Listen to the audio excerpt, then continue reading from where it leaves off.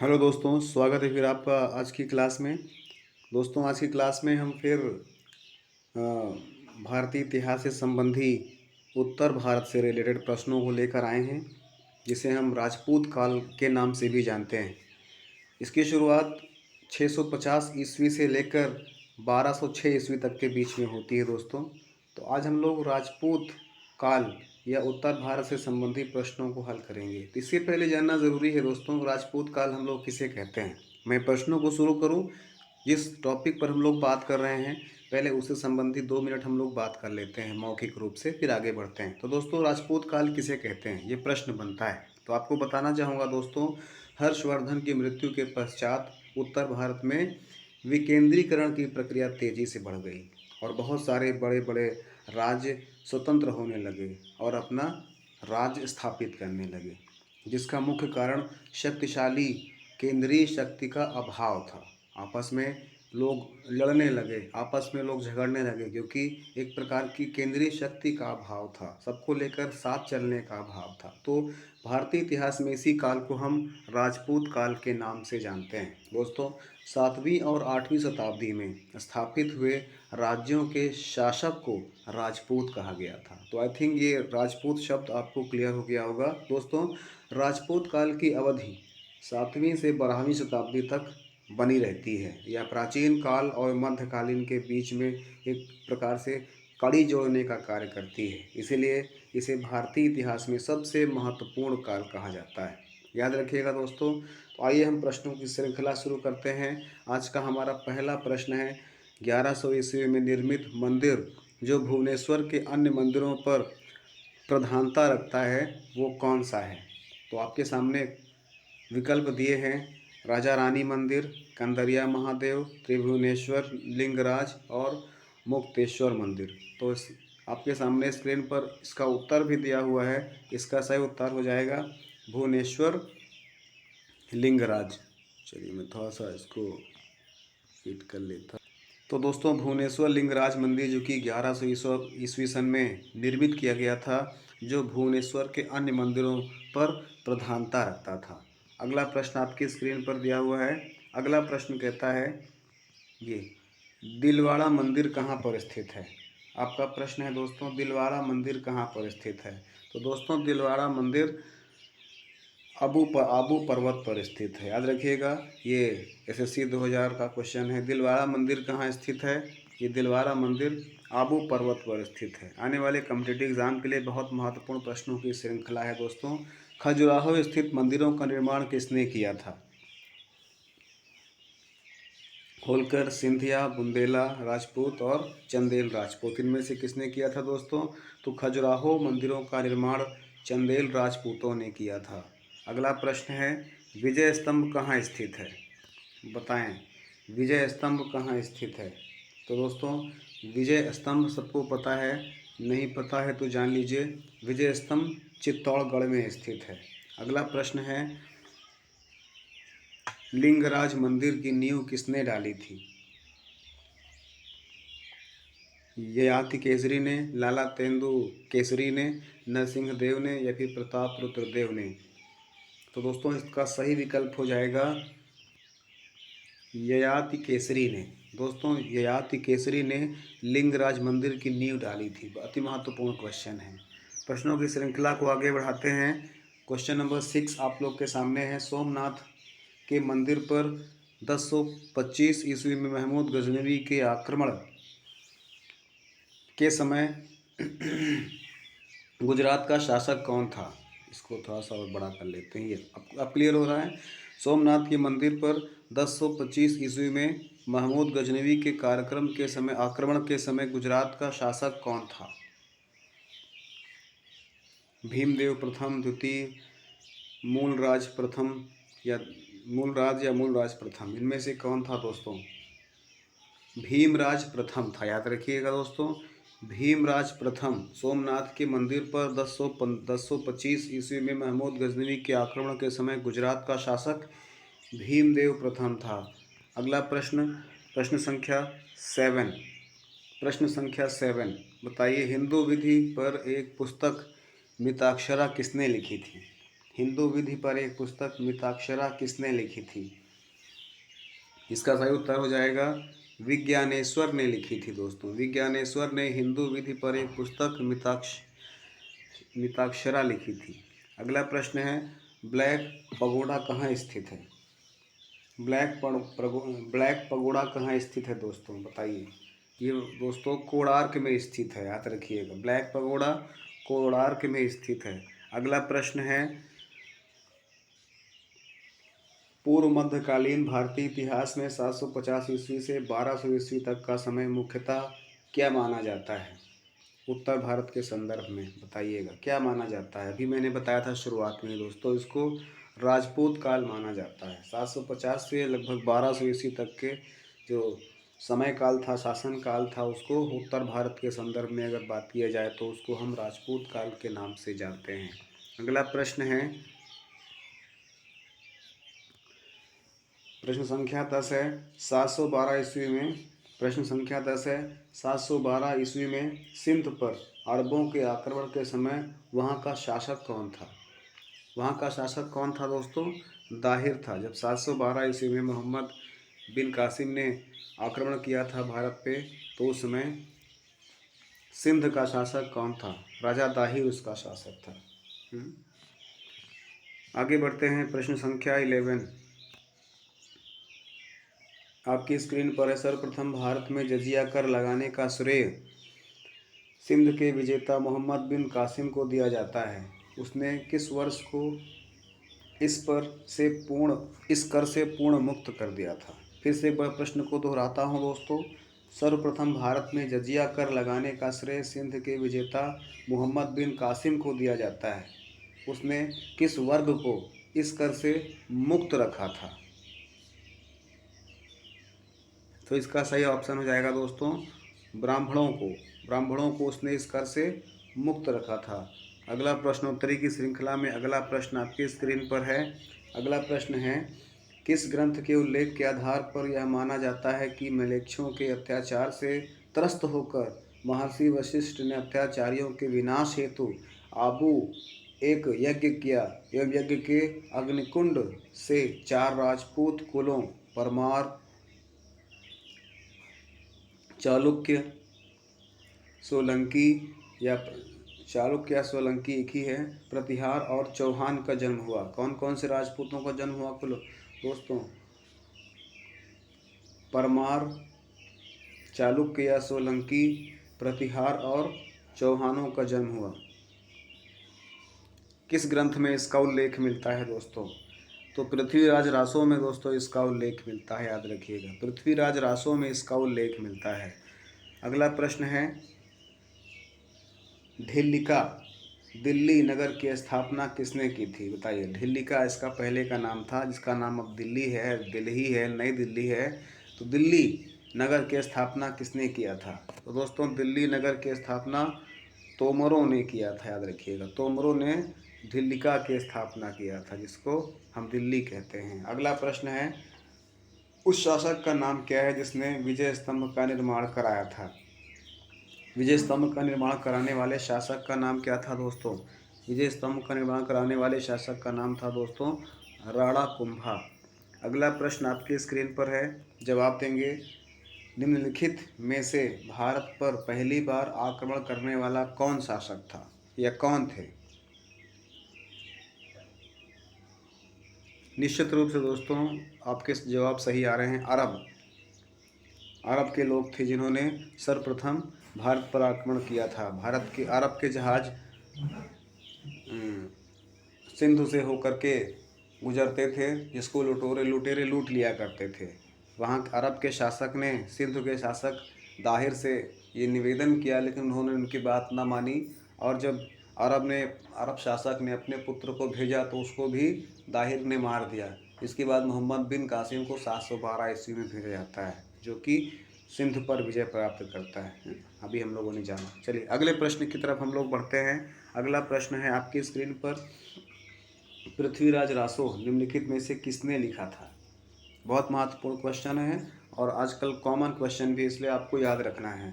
पृथ्वीराज रासो के रचयिता चंद्रवरदाई हैं। चंद्रवरदाई किसके दरबारी कवि थे? पृथ्वीराज चौहान के। अगला प्रश्न है, निम्नलिखित में से किस मंदिर परिसर में एक भारी भरकम नंदी की मूर्ति है जिसे भारत की विशालतम नंदी मूर्ति माना जाता है? नंदी की मूर्ति बताइए, कौन से मंदिर परिसर में नंदी की भारी भरकम मूर्ति है? सही विकल्प हो जाएगा दोस्तों कंदरिया महादेव मंदिर। कंदरिया महादेव मंदिर में, कंदरिया महादेव मंदिर के परिसर में भारी भरकम नंदी की मूर्ति है, जिसे भारत की सबसे विशाल नंदी की मूर्ति कहा जाता है दोस्तों। आगे बढ़ते हैं, प्रश्न संख्या 18, निम्नलिखित में से किसे एक नए संवत चलाने का यश प्राप्त है? तो लक्ष्मण सेन को दोस्तों नए संवत चलाने का कीर्ति प्राप्त है, यश प्राप्त है। अगला प्रश्न आपके स्क्रीन पर है, गीत गोविंद के रचनाकार जयदेव। पहला क्वेश्चन तो बन रहा है, गीत गोविंद के रचनाकार कौन हैं? तो गीत गोविंद के रचनाकार जयदेव हैं। दोस्तों गीत गोविंद के रचनाकार जयदेव किसकी सभा को अलंकृत करते थे, अर्थात किनके दरबारी कवि थे? लक्ष्मण सेन के ही दोस्तों दरबारी कवि थे, याद रखिएगा। गीत गोविंद के रचनाकार जयदेव हैं और जयदेव लक्ष्मण देव के सभा को अलंकृत करते थे, के सभा दरबारी कवि थे। आगे बढ़ते हैं, प्रश्न संख्या 20, किसने सोमपुर महाविहार का निर्माण कराया था? किसने सोमपुर महाविहार का निर्माण कराया था दोस्तों? तो इसका सही आंसर हो जाएगा धर्मपाल ने सोमपुर महाविहार का निर्माण करवाया था। अगला प्रश्न है,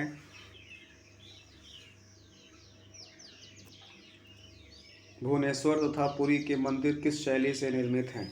भुवनेश्वर तथा पुरी के मंदिर किस शैली से निर्मित है दोस्तों? तो इसका सही ऑप्शन हो जाएगा नागर शैली से निर्मित है। भुवनेश्वर तथा पुरी के मंदिर नागर शैली से निर्मित हैं। अगला प्रश्न है आपकी स्क्रीन पर, सम्रांगण सूत्रधार का विषय क्या है? सम्रांगण सूत्रधार का विषय क्या है बताइएगा। महत्वपूर्ण क्वेश्चन और नया क्वेश्चन है आपके लिए दोस्तों। इसका सही विकल्प हो जाएगा स्थापत्य शास्त्र। तो सम्रांगण सूत्रधार स्थापत्य शास्त्र का विषय है दोस्तों, याद रखिएगा। अगले प्रश्न की तरफ, अगला क्वेश्चन है, किसकी मृत्यु से धारा नगरी विद्या और विद्वान तीनों ही निराश्रित हो गए? या फिर से मैं दोहरा रहा हूँ, किसकी मृत्यु से धारा नगरी विद्या और विद्वान तीनों ही निराश्रित हो गए?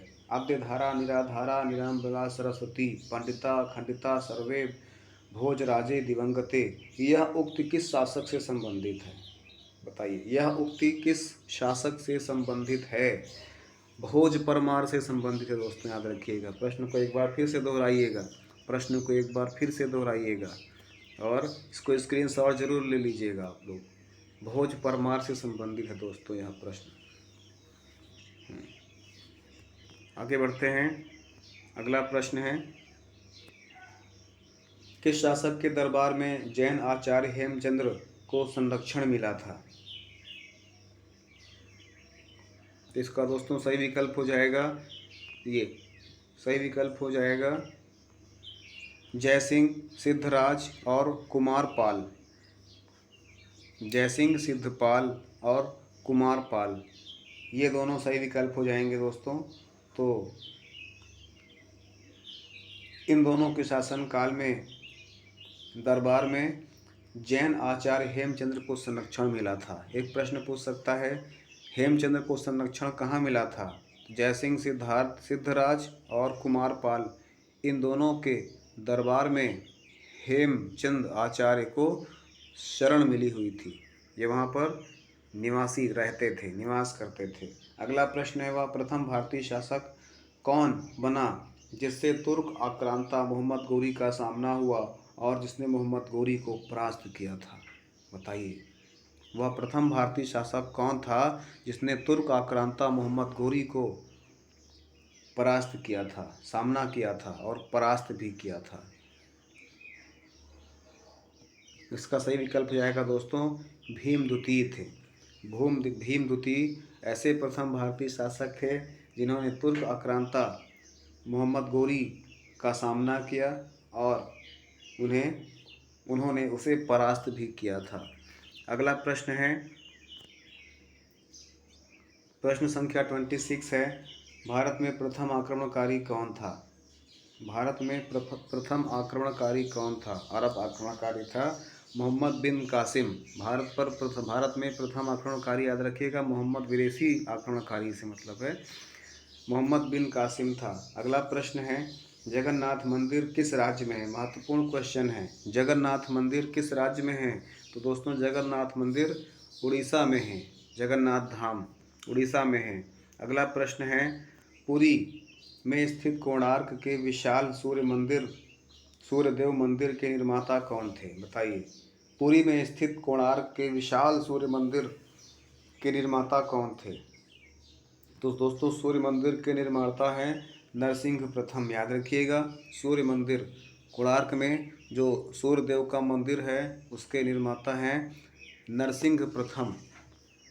अगला क्वेश्चन ध्यान से समझिएगा, अजय पाल संस्थापक कौन थे? अजय पाल संस्थापक कौन थे?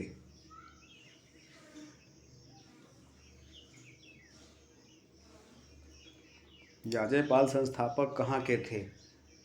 तो दोस्तों अजय पाल संस्थापक अजमेर के थे। अगला क्वेश्चन आपकी स्क्रीन पर है, निम्नलिखित में से कौन कविराज के नाम से विख्यात हैं? कविराज के नाम से दोस्तों कौन विख्यात है? भोज परमार विख्यात हैं। भोज परमार कविराज के नाम से विख्यात हैं दोस्तों। अगला प्रश्न है, हरिकेली नाटक का रचयिता कौन है? बताइएगा।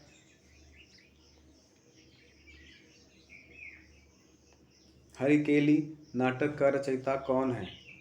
तो दोस्तों इसका सही ऑप्शन हो जाएगा चौहान शासक विग्रहराज चतुर्थ, जिन्हें हम विसल देव के नाम से भी जानते हैं, वो हरिकेली नाटक के रचयिता हैं। विसल देव जो कि चौहान शासक विग्रहराज चतुर्थ के नाम से या विसल देव के नाम से जाने जाते हैं इतिहास में। अगला प्रश्न है, किस नाटक के कुछ अंश 2.5 दिन का झोपड़ा मस्जिद की दीवारों पर अंकित हैं? अति महत्वपूर्ण क्वेश्चन है दोस्तों, याद रखिएगा, किस नाटक के कुछ अंश 2.5 दिन का झोपड़ा मस्जिद की दीवारों पर अंकित हैं? तो इसका सही विकल्प हो जाएगा हरिकेली।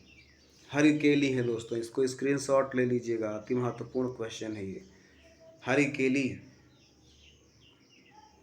नाटक के कुछ पंक्तियाँ 2.5 दिन का झोपड़ा की दीवारों पर अंकित हैं, छपी हुई हैं। अगला क्वेश्चन आपकी स्क्रीन पर है 33, रानी पद्मिनी का नाम अलाउद्दीन खिलजी की चित्तौड़ विजय से जोड़ा जाता है, उनके पति का क्या नाम था? रानी पद्मावती के पति का क्या नाम था? दोस्तों राणा रतन सिंह नाम था, राणा रतन सिंह। पद्मावत मूवी आप लोग देखिएगा तो समझ में आएगा, राणा रतन सिंह नाम था। अगला प्रश्न, विक्रमशिला शिक्षा केंद्र के संस्थापक का नाम क्या था? विक्रमशिला शिक्षा केंद्र के संस्थापक का नाम दोस्तों धर्मपाल था। अगला क्वेश्चन आपके स्क्रीन पर है, हरिकेली नाटक का जनक किसे माना जाता है? अति महत्वपूर्ण क्वेश्चन दोस्तों, हरिकेली नाटक का जनक किसे माना जाता है? तो दोस्तों इसका सही विकल्प हो जाएगा चौहान शासक विग्रहर या विसल देव को हरिकेली नाटक का जनक कहा जाता है। अभी ऊपर के क्वेश्चन में हम लोगों ने देखा था। अगला प्रश्न आपके स्क्रीन पर है, कौन से नाटक के कुछ अंश 2.5 दिन का झोपड़ा मस्जिद की दीवारों पर मिलते हैं? अभी पढ़ा इसको भी, हरिकेली। अगला प्रश्न है, रानी पद्मावती के पति का नाम, अभी हम लोगों ने पढ़ लिया है इसको भी, राणा रतन सिंह। आगे बढ़ते हैं, विक्रमशिला केंद्र किस व्यक्ति के संस्थापक के नाम से प्रसिद्ध है? विक्रमशिला केंद्र किस व्यक्ति के संस्थापक के नाम से प्रसिद्ध है? ये भी प्रश्न दोहरा गया है, धर्मपाल इसका सही आंसर हो जाएगा। बताइए, राष्ट्रकूट वंश की राजधानी कहाँ थी? महत्वपूर्ण क्वेश्चन है, राष्ट्रकूट वंश की राजधानी कहाँ थी? तो दोस्तों राष्ट्रकूट वंश की राजधानी जो थी वो दिल्ली के अंदर स्थित थी। दिल्ली के अंदर राष्ट्रकूट वंश की राजधानी स्थित थी। अगला प्रश्न है, किस प्रतिहार शासक ने आदिवराह की उपाधि धारण की थी? किस प्रतिहार शासक ने आदिवराह की उपाधि धारण की थी? तो दोस्तों इसका सही ऑप्शन हो जाएगा मिहिर भोज। मिहिर भोज ने आदिवराह की उपाधि धारण की थी, क्योंकि प्रतिहार शासक थे। अगला प्रश्न है, किस विदेशी यात्री ने गुर्जर प्रतिहार वंश को अल गुजर एवं इस वंश के शासकों को बौरा कहकर पुकारा था? किस विदेशी यात्री ने गुर्जर प्रतिहार वंश को अल गुजर और यहाँ के शासकों को बौरा कह के पुकारा था दोस्तों? तो इसका सही विकल्प हो जाएगा अलमसूदी। अलमसूदी अलमसूदी जो विदेशी यात्री था उसने गुर्जर प्रतिहार वंश को अलगुजर और वहाँ के शासकों को बौरा शब्द कह के पुकारा था। याद रखिएगा दोस्तों, अति महत्वपूर्ण क्वेश्चन है। आगे बढ़ते हैं। अच्छा, इसी क्रम का अगला क्वेश्चन है हमारा। अगला प्रश्न है, थोड़ा सा लॉन्ग है प्रश्न, ध्यान से पढ़िएगा इसको। इसमें लिखा हुआ है, कर्पूर मंजरी नाटक के रचयिता राजशेखर को किस प्रतिहार शासक ने संरक्षण दिया था? अति महत्वपूर्ण क्वेश्चन है दोस्तों। कर्पूर मंजरी, पहली बात तो एक क्वेश्चन बनता है, कर्पूर मंजरी नाटक के रचयिता कौन थे? तो इसका सही विकल्प है राजशेखर। तो कर्पूर मंजरी नाटक के रचयिता राजशेखर थे और वह किस प्रतिहार शासक के संरक्षण में थे? तो इसका सही ऑप्शन हो जाएगा वे महेंद्रपाल प्रथम के संरक्षण में थे। अगला प्रश्न पढ़िएगा। अगला प्रश्न आपकी स्क्रीन पर है, प्रतिहार स्वयं को का वंशज मानते थे जो राम के प्रतिहार थे अर्थात द्वारपाल थे। प्रतिहार का तात्पर्य क्या होता है दोस्तों? प्रतिहार का मतलब ही होता है, प्रतिहार शब्द का तात्पर्य ही होता है द्वारपाल। तो प्रतिहार स्वयं को किस वंश का मानते थे जो राम के द्वारपाल थे? तो दोस्तों इसका सही विकल्प हो जाएगा लक्ष्मण। ठीक है ना, लक्ष्मण के वंशज मानते थे। प्रतिहार अपने आप को राम के छोटे भाई लक्ष्मण का वंशज मानते थे। अगला प्रश्न है, अगला प्रश्न ध्यान से देखिए। अगला प्रश्न आपके स्क्रीन पर है, 750 ईस्वी में बंगाल के पाल वंश की स्थापना करने वाले गोपाल ऐसे शासक थे जिन्हें ऑप्शन 4 ऑप्शन दिए हैं, बगैर संघर्ष के राजा घोषित किया गया, संपन्न वर्ग के लोगों ने चुना, सामंती सरदारों ने चुना, या उपर्युक्त में से सभी? तो बताइएगा दोस्तों, इसका सही ऑप्शन हो जाएगा सामंती सरदारों ने चुना था। तो 750 ईस्वी में बंगाल के पाल वंश की स्थापना करने वाले गोपाल ऐसे शासक थे जिन्हें सामंती सरदारों ने स्वयं चुन लिया था। ना तो उन्हें कहीं संघर्ष करना पड़ा था, ना उन्हें किसी प्रकार की तकलीफ हुई थी, ना संघर्ष ना तकलीफ, क्या खाक मज़ा है जीने में। चलिए अच्छा आगे बढ़ते हैं। क्वेश्चन नंबर 44 है, किस पाल शासक को गुजराती कवि सोढल ने उत्तरापद स्वामिन कहा था? महत्वपूर्ण क्वेश्चन है दोस्तों। किस पाल वंश के गुजराती कवि सोढल ने उत्तरापद स्वामिन कहा था? तो इसका सही विकल्प हो जाएगा धर्मपाल ने दोस्तों। तो धर्मपाल शासक थे जिन्होंने गुजराती कवि सोढल ने उत्तरापद स्वामिन कहा था, है ना, उत्तरापद स्वामिन कहा था। गुजराती कवि सोढल ने धर्मपाल को उत्तरापद स्वामिन कहा था, अर्थात उत्तर के मार्ग का स्वामी। आगे बढ़ते हैं, Dharmpal is right answer. Question number 55 है, इसमें हम दोस्तों राजपूत संबंधी लगभग सारे क्वेश्चन टच कर लेते हैं। 60 से 70 क्वेश्चन का कलेक्शन है ये। इस वीडियो को आप देख लेंगे तो आई होप इस टॉपिक से संबंधी आने वाले प्रश्न आप आसानी से कर पाएंगे, इसलिए वीडियो को अंत तक ज़रूर देखिएगा।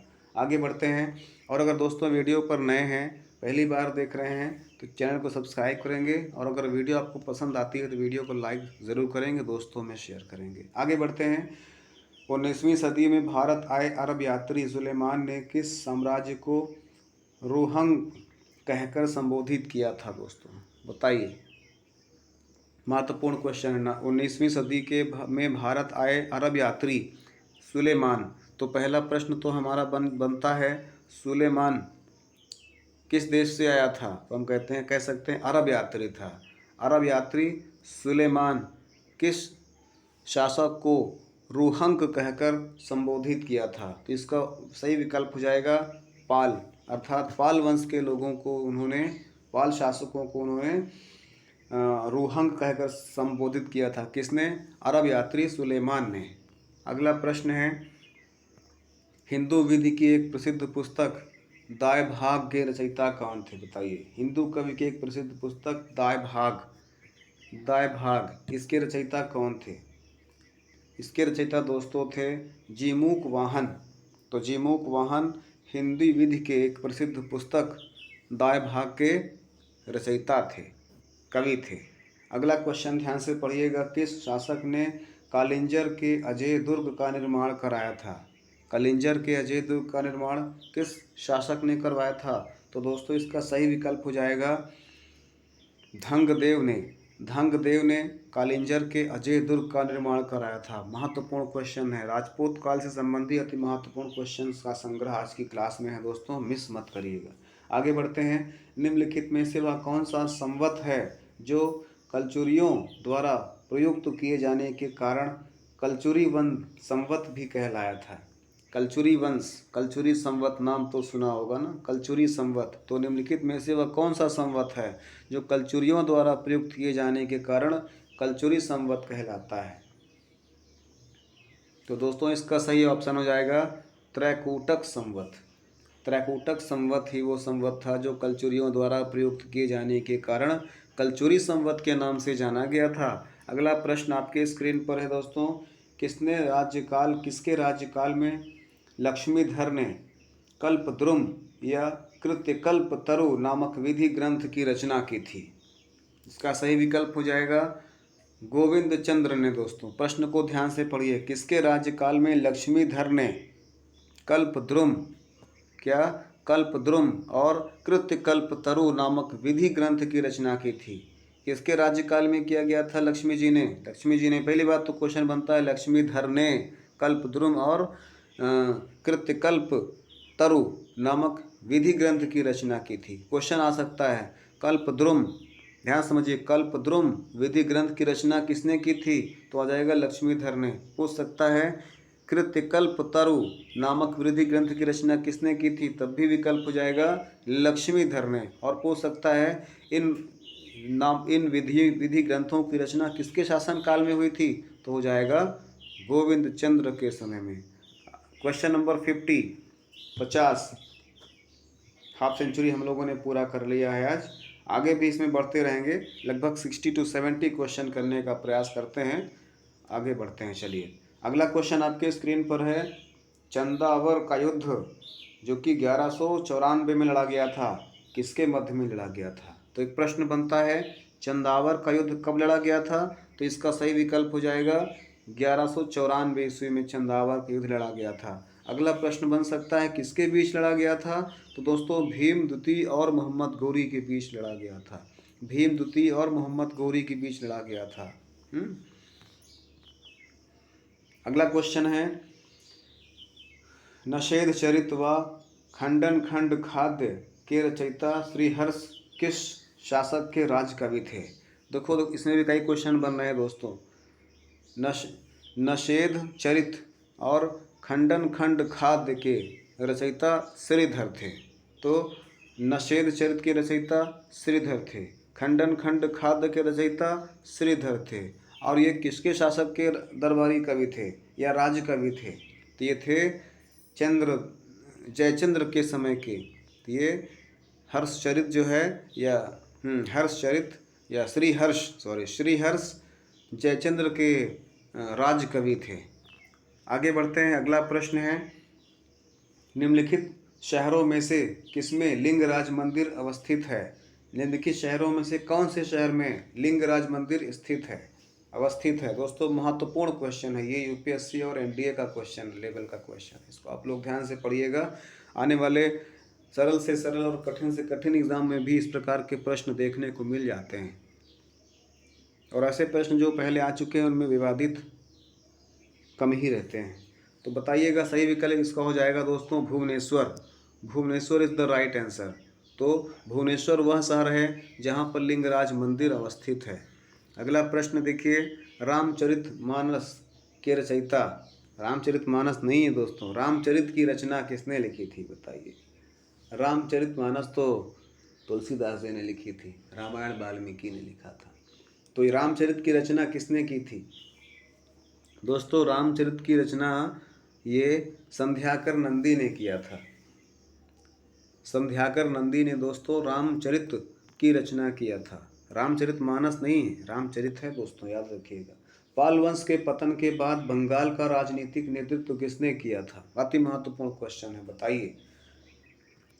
पाल वंश के पतन के बाद बंगाल का राजनीतिक नेतृत्व किसने किया था?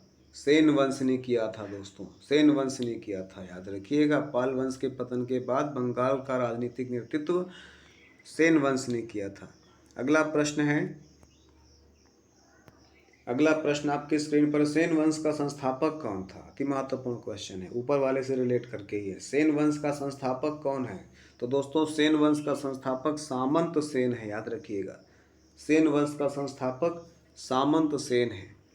अगला प्रश्न है, किसने कुलीन प्रथा, कुलीनतावाद का आरंभ किया था? किसने कुलीन प्रथा, कुलीन का मतलब क्या?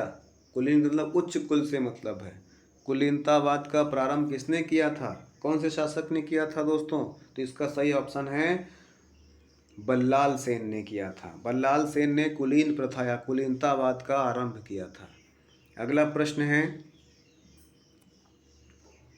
किसने स्मृति ग्रंथ दान सागर एवं ज्योतिष ग्रंथ अद्भुत सागर की रचना की थी?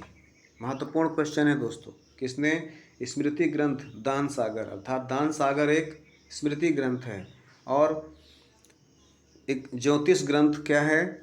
अद्भुत सागर। तो पहला प्रश्न तो बनता है, दान सागर एक स्मृति ग्रंथ है और अद्भुत सागर एक ज्योतिष ग्रंथ है। इन दोनों के रचनाकार कौन थे? तो सही ऑप्शन हो जाएगा दोस्तों सामंत देव। तो सामंत देव स्मृति ग्रंथ दान सागर और ज्योतिष ग्रंथ अद्भुत सागर के रचनाकार थे। कौन थे? सामंत देव थे। अगला प्रश्न तब बताइए।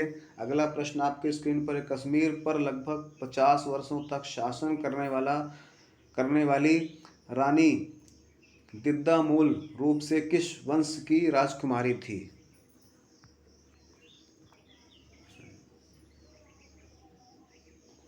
बताइए। कश्मीर पर लगभग 50 वर्षों तक शासन करने वाली दिद्दा मूल रूप से किस वंश की शासिका थी, किस वंश की राजकुमारी थी? ये दोस्तों लोहार वंश की राजकुमारी थी। स्क्रीन पर है, लोहार वंश की राजकुमारी थी दिद्दा। मूल रूप से किस वंश की राजकुमारी थी? लोहार वंश की राजकुमारी थी, जिन्होंने कश्मीर पर लगभग 50 वर्षों तक शासन किया था। अगला क्वेश्चन है, कायस्थों का एक जाति के रूप में प्रथम उल्लेख कहाँ पर मिलता है? किस ग्रंथ में मिलता है, किस स्मृति में मिलता है?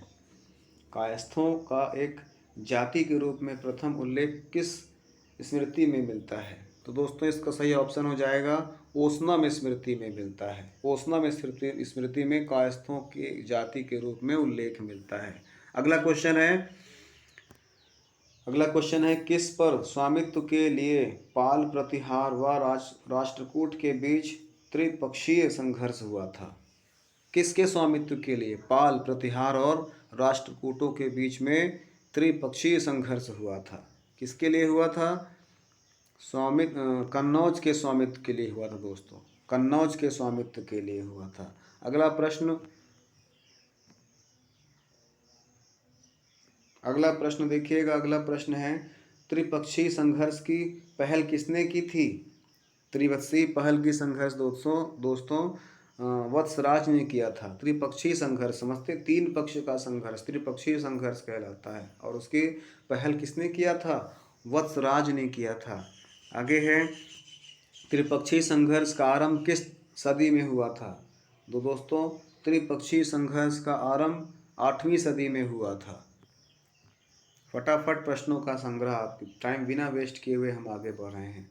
अगला क्वेश्चन है दोस्तों, वीडियो को लाइक करिएगा, चैनल को सब्सक्राइब करिएगा। आगे बढ़ते हैं। त्रिपक्षीय संघर्ष का आरंभ और अंत किस राजवंश ने किया था? महत्वपूर्ण क्वेश्चन है दोस्तों। त्रिपक्षीय संघर्ष का आरंभ और अंत किस राजवंश ने किया था? तो इसका सही ऑप्शन हो जाएगा दोस्तों प्रतिहारों ने किया था। प्रतिहार वंश ने त्रिपक्षीय संघर्ष का आरंभ और इन्होंने ही इसका अंत किया था। आगे बढ़ते हैं। अगला क्वेश्चन आपके स्क्रीन पर है, त्रिपक्षीय संघर्ष में भाग लेकर उत्तर भारत की राजनीति में हस्तक्षेप करने वाली और दक्षिण से उत्तर पर आक्रमण करने वाली दक्षिण की प्रथम शक्ति का नाम बताइए। वही राष्ट्रकूट की बात हो रही है, राष्ट्रकूट थे। आगे बढ़ते हैं, पाल वंश का संस्थापक कौन था? महत्वपूर्ण क्वेश्चन है, इजी तो नहीं कह सकते हैं लेकिन अच्छा क्वेश्चन है। पाल वंश का संस्थापक गोपाल, पाल वंश का संस्थापक गोपाल। अगला क्वेश्चन आपके स्क्रीन पर है, पाल वंश की राजधानी कहाँ थी? पाल वंश की राजधानी थी दोस्तों ये मुंगेर या मुदगिरी, मुदगिरी को ही मुंगेर कहते हैं। तो पाल वंश की राजधानी थी मुदगिरी या मुंगेर। अगला क्वेश्चन है, राष्ट्रकूट वंश का संस्थापक कौन था? राष्ट्रकूट वंश का संस्थापक दोस्तों दंतिदुर्ग या दंतिवर्मन द्वितीय, दंतिदुर्ग या दंतिवर्मन द्वितीय राष्ट्रकूट वंश का संस्थापक था। अगला क्वेश्चन है, मोढेरा का सूर्य मंदिर किस राज्य में स्थित है? मोढेरा का सूर्य मंदिर दोस्तों गुजरात में स्थित है। मोढेरा का सूर्य मंदिर दोस्तों गुजरात में स्थित है, मोढेरा इलाहाबाद वाला नहीं। आगे बढ़ते हैं, कल्लड़ कृत राज तरंगिणी में कुल कितने तरंग हैं? कल्लड़ कृत राज तरंगिणी में कुल कितने तरंग हैं? 8 तरंग हैं दोस्तों। कितने तरंग हैं कल्लड़ कृत? पहले क्वेश्चन तो बनता है राज तरंगिणी किसके द्वारा लिखा गया था? तो कल्हड़ के द्वारा लिखा गया था। इसमें कुल कितने तरंग हैं? तो इसमें कुल 8 तरंग हैं दोस्तों। अगला प्रश्न है, गुर्जर प्रतिहार के उज्जैनी शाखा का संस्थापक कौन था? गुर्जर प्रतिहार के उज्जैनी शाखा का संस्थापक कौन था? तो इसका सही विकल्प है दोस्तों नागभट्ट द्वितीय था। नागभट्ट द्वितीय गुर्जर प्रतिहार के उज्जैनी शाखा का संस्थापक था। प्रश्न संख्या 70 आपके स्क्रीन पर है, खजुराहो के मंदिरों का संबंध किससे है? बताओ दोस्तों, खजुराहो के मंदिरों का संबंध किससे है? शैव संप्रदाय से है, वैष्णव संप्रदाय से है, जैन संप्रदाय से है या उपरोक्त में सभी से? तो दोस्तों उपरोक्त में से सभी से। इनका संबंध जो है सभी से तो है, क्लियर है ना? खजुराहो के मंदिरों का संबंध शैव से है, वैष्णव से है, जैन संप्रदाय सबसे है। इस प्रकार से इसका ऑप्शन नंबर डी सही है। अगला क्वेश्चन है, जैन वास्तुकला का प्राचीनतम उदाहरण कहाँ मिलता है? दिलवाड़ा में मिलता है दोस्तों। जैन वास्तुकला का प्राचीनतम उदाहरण दिलवाड़ा में मिलता है। अगला प्रश्न आपके स्क्रीन पर है, ओदंतपुरी विश्वविद्यालय बिहार शरीफ नालंदा जिला का मुख्यालय जो कि बिहार में है का संस्थापक कौन थे? ओदंतपुरी विश्वविद्यालय कहाँ स्थित है? बिहार शरीफ नालंदा जिला बिहार में स्थित है। मुख्यालय से मुख्य संस्थापक कौन थे? तो इसका दोस्तों सही विकल्प हो जाएगा, इसके संस्थापक थे गोपाल। अगला क्वेश्चन आपके स्क्रीन पर है, अगला प्रश्न ध्यान से पढ़िएगा, बड़ा क्वेश्चन है। हिंदुओं में यह दृढ़ विश्वास है कि अन्य कोई देश उनके देश जैसा श्रेष्ठ नहीं है, कोई राजा उनके राजा के समान नहीं है, उनके शास्त्रों के समान कोई शास्त्र नहीं है। यह उक्ति किसकी है दोस्तों? दोस्तों यह उक्ति अल बरूनी की है, यह उक्ति अल बरूनी की है। तो दोस्तों इस प्रकार से हमने आज 73 क्वेश्चंस का संग्रह देखा जो कि राजपूत काल से संबंधित था। आशा है कि आप इन प्रश्नों को समझे हैं। ये प्रश्न अगर आपको कोई डाउट है तो इस पर आप कमेंट बॉक्स में कमेंट करके मेरे से पूछ सकते हैं। आज हम लोगों ने उत्तर भारत से संबंधित राजपूत काल अर्थात 650 ईस्वी से लेकर 1206 ईस्वी के बीच आने वाले प्रश्नों को हल किया। मिलते हैं फिर एक नए टॉपिक के साथ अगली क्लास में। तब तक के लिए जय हिंद, वंदे मातरम।